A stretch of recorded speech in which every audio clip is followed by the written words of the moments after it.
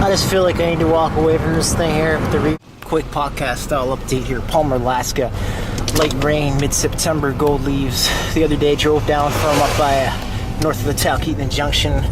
Again, gold leaves, fresh snow on the mountains this morning when I woke up, sipping black coffee, driving north from the Y by the Talkeetna Junction, where just years ago there was no IGA grocery store and no Subway. It was a smaller diner-type operation. And you drive down the 15 miles into Talkeetna, the little village there, nestled where the three rivers come together, and the view across the gravel river beds and the tributaries of Denali when the skies are clear, stunning, amazing, breathtaking place for a bonfire on a summer or even a winter night to reflect, to marvel at the nature, the beauty of the wilderness, untouched still. But driving north, sipping black coffee, I seen two bear cubs, old growth forest still, unharmed by wildfire or the intrusion of man.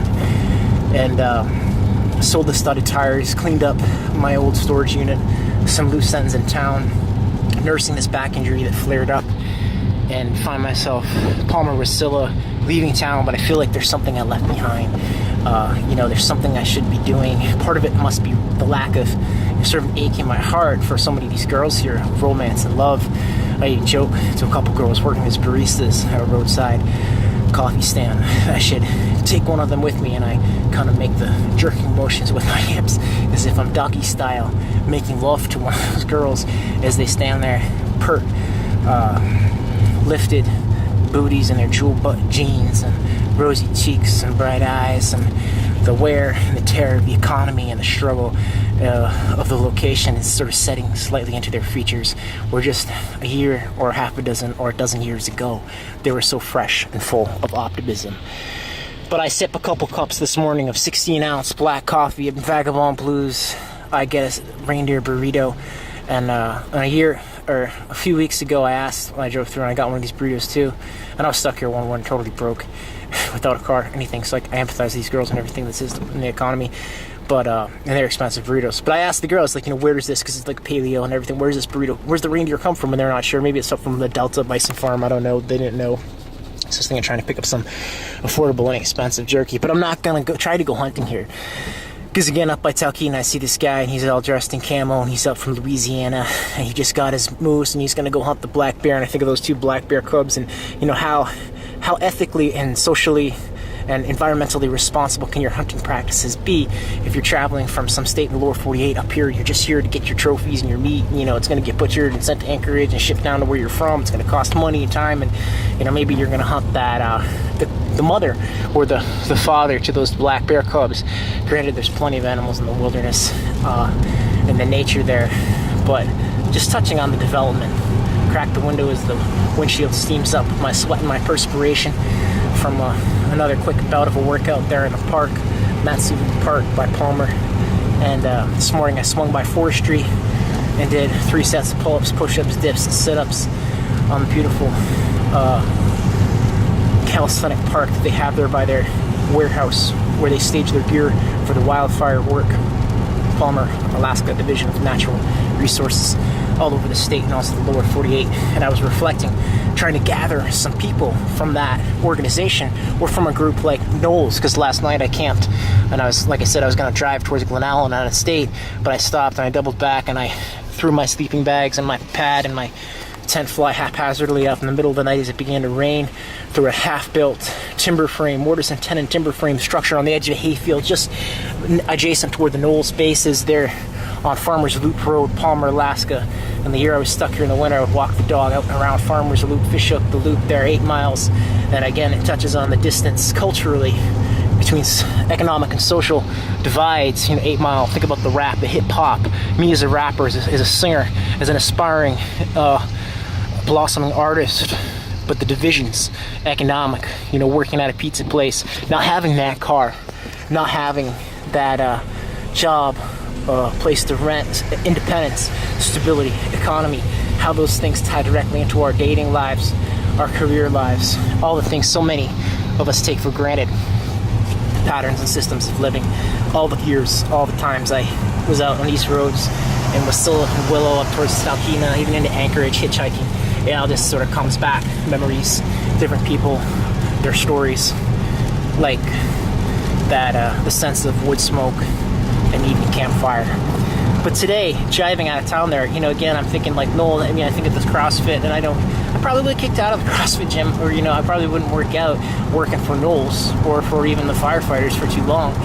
And I sort of question how much of an actual sense of community, as well as like the dog mushers, do these people actually have? And I think a lot of the dog mushers, they're not team players.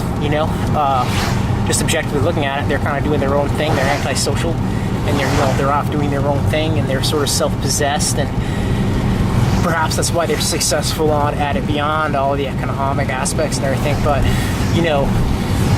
headstrong individuals. But anyway, I'm not trying to be negative. I'm just trying to be accurate. As I drive up the Palmer-Wasilla Highway here, and just reflecting it at all, and running along the railroad bed, the dirt railroad bed, and the beauty of nature and the old growth forest just north of Talkeetna, across the bridge there, thinking about the potential for a big sitting dam and how wrong all of those moves for development is. Where here, we want to do all that stuff, but we can't even rebuild a couple cabins and houses that burned down in a wildfire by Willow, Alaska. You know what I mean? And it just strikes home because, again, like when I was a kid, our house burned down, and the economic social divides, and over the last decade or two, I've been sort of thrust into poverty time and time again. And unfortunately, I have some loving relatives on the other side of the world who have helped me here and there, but still, in every gesture of assistance, it breeds a little bit of a divide and a contempt, and that's how I think the philanthropic social entrepreneurship world is sort of built and haunted with the give and take.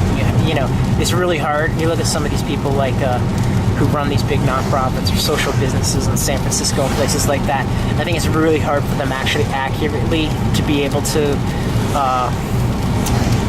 solve the issues. And it's like Barack Obama, our president, just came up here and did 3 or 4 days traveling around Alaska and visited Seward and sort of posed by the glaciers there. He took a minute and talked to Bear Grylls, who a reality television person. He had dinner with the person who runs the Alaska Dispatch News, which used to be the Anchorage Daily News. They bought out the newspaper, and a lot of the archived content is gone from the internet, which is sort of sad. But had sort of a local course dinner, went up to Kotzebue, did an interview with Rolling Stone, posed with John Baker of Sled Dog Puppies. But again, I can draw the parallel between Barack and me, President Obama and me, and I don't say that negatively, because 8 or 10 years ago, I had the same impulse. I can see, and I think a lot of us can see, not just the politics, the need, the urgency, the changes in the climate, how it connects to our need for longevity, sustainability with our relationship to the planet, and also all the fossil fuel development, oil development. We all are using these cars, just like me today, driving as I do this podcast, and pollution, CO2 levels, changes in the climate. I think there's so many more things we need to worry about. Honestly. I've sort of learned this over the last 10 years. I don't think a little bit of litter, a little bit of there's other things, but these are the systems, these money economic systems. It's not just climate. I think it's the economic systems that sort of run the world that are basically have that divide between us and nature, us and our own nature of love and balanced relationship with each other, that local versus global divide. I feel like I'm kind of rambling, but Barack was up here, and like 10 years ago, I've approached it more like him in terms of just having a conference in Anchorage and traveling around to the bush and talking to people. But you need to do those sort of things, those first baby steps, to begin to understand the nuances, the cultural nuances here. And I think to me, he seemed a little bit weak up here. I think if you juxtapose him to me, I have got a sort of a clear action plan in terms of the national parks, in terms of trying to leverage these things for a clean energy economy. And you can see some of my other podcasts in terms of what we're going to be trying to do with the 1-dog class and the race down from Bozeman and Jackson, trying to get these national parks to be a leader for this sort of thing, etc. And potential for some of these 1-dog class areas like in Alaska. But I feel like I'm rushing ahead, because I look again at these dog mushers, just like the Knowles people, just like the CrossFit people, just like on the local level, of course, and just like the firefighters here. And I really question looking at the firefighters and the forestry, and every fire crew is different. And I acknowledge this, but how much of a sense of community? What are the skill sets that these people possess? And is the training adequate? Are these people the right things? Is there a sense of community? I remember one fire crew, when I came back, I didn't even want to pose the picture with the people I had been with, for a couple of weeks in the bush. And I think, I think you see that sometimes with these Iditarod mushers. They don't want to pose with the other Iditarod mushers at the finish line. And some of those guys who are sort of like that are the guys that have been doing it for 2 decades, and they're just in the politics and in the business, and their heart and their soul is not on the trail. And, you get into this thing where you want to foster an environment where those sorts of people, you need to have that cohesiveness, you need to have that that social community, that interconnectedness, the wearing this together. And I also reflect seeing Chris Rose, the Renewable Energy Alaska Project guy at the state fair, just standing there with the veins on his arm while the other guy's doing all the work. You know what I mean? It makes me think some of these dog mushers too, and some of these firefighter guys too. Other guys are doing all the grunt work, and they're the guy on the radio. You know what I mean? It's sort of like me right now. And I acknowledge this, especially with my back injuries. I kind of step into this thing and I email Krista Fee, who is apparently sort of coordinating or somehow spearheading this Willow rebuild project. And she's some sort of exotic dancer or something. I don't know, in Palmer. And I don't know her, I haven't met her. I was like, can I meet you? A couple days ago I sent her a message. I was like, I got a hurt back. I'm leaving the state. But, maybe there's something we can do. And then today I was like, fuck this. After I kind of put on the brakes and I was driving out of town, I finally took clear my loose ends there for the most part. And I was like, wow, what can I do? Is this person reaching out to the right groups? Because, I get a sense that her efforts are sort of, I see sort of a couple frantic, almost Facebook posts. I'm sure she's done a lot. And, but it's like, we need help. It's coming. The winter's coming. And I totally acknowledge all of that. But it's like, I look at the Missoula again. I see how it's like the big, Missoula rebuild thing, and it's like all of the people, the different forestry groups, they donate, Habitat Humanity. It's this big coordinated effort. It's like one day they do a blitz build, they build a house, and I get a sense for some of this sporadic, a bunch of people show up, how intelligent is the design here, and in terms of effectiveness, and keeping people injury free and maximizing everyone's time and resources. And any volunteer doesn't need to get a negative review. They need to get, a pat on the back. But I'm just objectively looking at this too. I really need to get involved in my own injuries and stuff, and with this sort of a thing. And but you're more effective if you can get a group of an organization, an established community to commit to help with something like this versus just trying to put on Facebook posts and get random people. Or even the dog mushers community is so weak, I think, in terms of the cohesiveness. I don't think they really have the that social fabric in a way where something like this happens. And I think it really runs contrary to the mission. I'm just going to turn this car up. I was like in here pulling to the Matthew CrossFit, which I've never been to.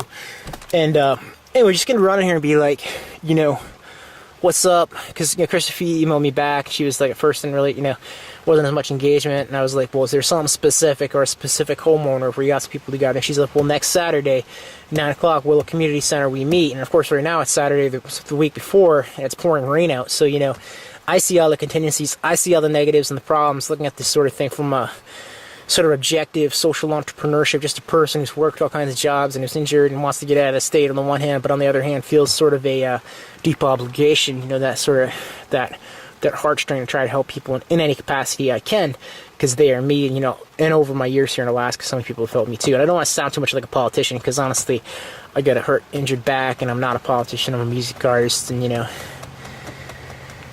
I'm just going to call it like it is, how this goes down. But it's like, Matthew CrossFit, what if they had 15 people go up there, even if I wasn't even in town anymore. In Division of Forestry, we got some people, and we got this Knowles group, some people, and wham bam wham, that maybe we've got 40 or 50 people for the next Saturday. But then again, I question, she says there's going to be project leads, we've got some specific tasks. I just question how effective the time management and the design and the processes are. Just driving through Willow a few times, I see like Ramey Smith's got his Logworks building there, and then you can see the people sort of doing something in the church parking lot or in the Willow parking lot, and there's not too many people working there much at all. And do they have insurance for what they're going to be building? I see all the negatives. In other words, just being honest about it. But I also see the gold and the goodness of helping your fellow person in any capacity that you can. And putting the brakes on, staying another week here in Alaska is not going to be a negative thing for my plans in my life, but it could be something where I could, apply some of my expertise and understanding in terms of, like a community organizer that I have had in the past and I have now, in terms of just trying to get these people directed, or these groups directed, to tying in some sense with this willow community rebuild thing that's going on in Krista there. And I'm not sure how she became sort of spearheading this thing and how that all came about. And that's another thing you have to look at, is when you see these groups sort of gel and come together, when something like this happens in terms of reactionary effort to try to, and that's the essence of a nonprofit or social business. For the most part, they're not really preventative things, they're reactionary things. But are they just standing in the way of something better and or something more effective? And that's, again, like Obama came up here and he did his things or whatever, and like years ago, his speeches or whatever, and he's just figuring this out. He hasn't been in Alaska, he doesn't have the expertise. I don't think he pretended to have the expertise, and that wasn't really his job as a politician, to lay out a clear action plan, as much as just to draw attention to the issues. And that's sort of the beginning step, and you have that notoriety. I think that was effective and good. I'm not trying to be negative towards him, but I'm just like, I think there's more of a clear action plan with what we're doing. And I think you need to have that. Maybe you need to wait until next year, looking at this stuff for this rebuild. And maybe these people need to make alternative plans. It's pouring rain out, middle of September. Maybe they need to make some alternative plans for their housing for the winter. I just don't know. I just remember seeing last year, those people who were with the DD Jean Rowe, kind of like, again, like I'm just calling it like it is, the handlers or whatever, living like in a storage unit, their house burned down, then they half rebuilt it, still didn't have insurance, it burned down again. DD's house burned down. The only reason they're there is because, the big DD Jean Rowe kennel, and they're sort of running her dogs, and they did calling them their dogs, and there's issues with the labor. These people being paid cash under the table. Are they getting housing or for free, or dogs for free? And is it there's all these issues that coalesce, and Willow is sort of a unique community in the sense that so many dog mushers are there because of the race and the organization. It's not unlike a big business with migrant workers in the lower 48 or elsewhere. So there's a lot of social and economic issues that are sort of coming to a head with this moment, and I don't pretend to have the answers, I guess, is the essence of what I'm saying. But it's a desire to try to move toward a solution, and not to pull groups or individuals down too much. But again, just looking at Barack Obama coming up here and doing his speeches or whatever, it's harder to actually quantify what effect that had on anything. And I'm like, the dog mushing community, they're sort of destroyed in a way, or wounded with this wildfire in Willow. And back in the day, I was kind of raising my hand, being like, why can't we just rebuild the house in Yellowknife where Dave Wilson's place rebuilt? Can I get some people to go do that? And I sent a letter to the big CrossFit organization in California, and I kind of drove down there, and I just feel like it's all politics, and it's unfortunate. It's all politics and money wherever you turn or look. And everyone wants to greet and handshake with Obama when he comes up here, and I'm up here, and I'm fortunate. I don't need an armada of Secret Service, but I make these songs, and I feel like I'm a talented artist, and I have some clear, there's a socially conscious theme to what I'm doing. In other words, with the One Dog class, and with the music and the art and the writing, and it's a deep, and it's bound deep to the structure of humans' relationship to Earth, and it will outlast, I think, governors, presidents, senators. So I just feel like, and I don't want to just sit here and try to be a media starlet, you know what I mean? I do want traction for what I'm trying to do, though, and I feel like the dog mushing community, they're all in it for themselves, they're in it for politics, they're in it for money. None of them have that social mission years ago trying to help other people. That's not with any of these guys, and that's how it's developed. These guys are not going to help someone else, and I think that's something different about me. It's different, and I think, and I don't even live in Willow, I just drove up from the States, so we're going to try to do what we can do here as a community organizer, and maybe we'll get some traction, maybe we won't, we'll just have to see. Swing by Matsu CrossFit there.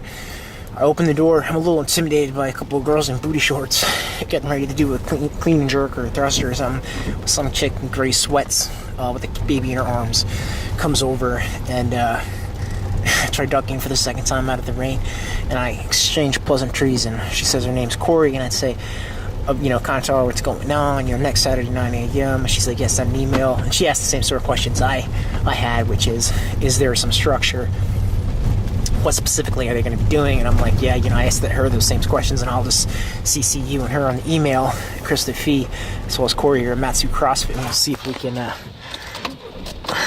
get half a dozen people from there, or a dozen from forestry, from Knowles, and see if we can get some traction on this thing for next Saturday. But also, and I wanted to, it's like Obama, one of the things Obama did is he kind of returned the name Denali, the native name to Mount McKinley Denali. Everyone's always called it Denali as far as I know. But, and the gesture, the symbolic gesture, a lot of this with the $1 class, trying to return the spirit of mushing in terms of the social mission, helping other people. And I keep beating this thing to death. I feel like every time I say it, I don't like it too redundant, but I think that really goes hand in with the gesture of renaming, calling the native name. But you want to not just do this symbolic, superficial shit. You want to attach. That was what I was kind of writing into the paper and telling people. There's so much more we can do in terms of building upon that gesture of understanding of saying, some culturally has been taken here. Can we return this cultural pride, this spirit with this culture of a balanced relationship with the earth, and get away from this economic and the development and how so much negativity goes with those types of systems, and the nature and the balance, living off the land, sustainable systems of the natives have had all over the world forever. To try to return to some extent to that, and that's sort of the real fire architecture again, but also to trying to acknowledge the blue fire architecture, that the development, the healthcare, the technology brings with it some good. So we want this balance with the blue fire, real fire architecture as we move forward in the 21st century with civilization. And down the dirt country road off of Farmer's Loop, the raindrops dappling the mud puddles and the ruts and the gardens and the fields with the horse and the green grass. There's the Knoll Center looks mostly abandoned. Piles of wood underneath the farm, different sheds and cabins, outlying buildings. My dog nestled in the back seat here. But there's a woman sitting on the porch reading a book, or on a laptop or something, and she says, "Are you looking for someone?" And I run over and I'm like, sort of like Paul Revere, saying, "Well, on Saturday there's the 9 o'clock rebuild thing," and she says, "There's only a few people here, 5 or 6 or 7, but and I'm like, well, maybe you guys could carpool up there or something." And I haven't been organizing this. It's just Krista Fee, and that's the Facebook thing, Willow Community Rebuild, and Saturday 9 o'clock this coming Saturday. So I was like, "Is there an email or anything for you guys?" She says, "Most people are like, oh, we just have a bulletin board," but I feel like I got the message there. And moving on, gonna swing by the APU place next. It's just the body language and demeanors of the different groups. APU farm. I talked to the guy, kind of pitched the idea. He's like a priest or something. He says, "Go back to the big yurt." After I talked to the Knowles girl, and drive part of the way, and my car kind of begins to get stuck, so I stop in the farm fields there and walk the remainder of the direction to the yurt, and doors cracked. There's a couple dogs in there. There's maybe 20 people, a couple little kids, and kind of a hippie-looking crowd, but they're like doing a simulated a medical thing where they're like, potentially like treating a spinal injury or something like that. And you really see how, you need that kind of group too. And no one even really looks up when I first walk in. They're all kind of involved in their thing and not even paying attention to me. Good old dog. But, you know what I mean? And then one guy's like, "Well, what's the deal?" And I'm like, "Was there someone in charge of this thing?" And he's like, "Give me your number." I'm like, "I don't even know my own phone number or Krista Fee's phone number. She can give me her number." You know what I mean?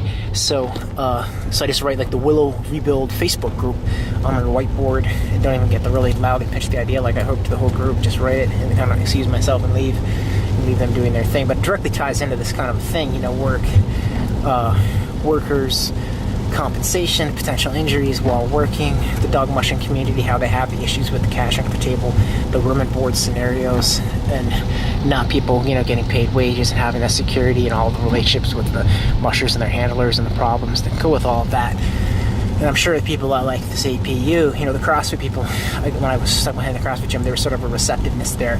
There was more of an alertness. There was an engagement with the lady there. And, here, send me the email. It's like this, I felt like there was going to be more traction there. But then the other side of it, it directly relates. You have the healthcare element here, and these people are, this rebuilding the houses in the big scheme of things, they lost their house, they didn't lose their health. lost the house, not the health. You know what I mean? So granted, you need a house to be healthy, but I think you see what I'm saying in terms of it's not, you know, this is not the end of the world if your house burns down. You've got your health, you've got family members, you can rent somewhere. Just important to note these things.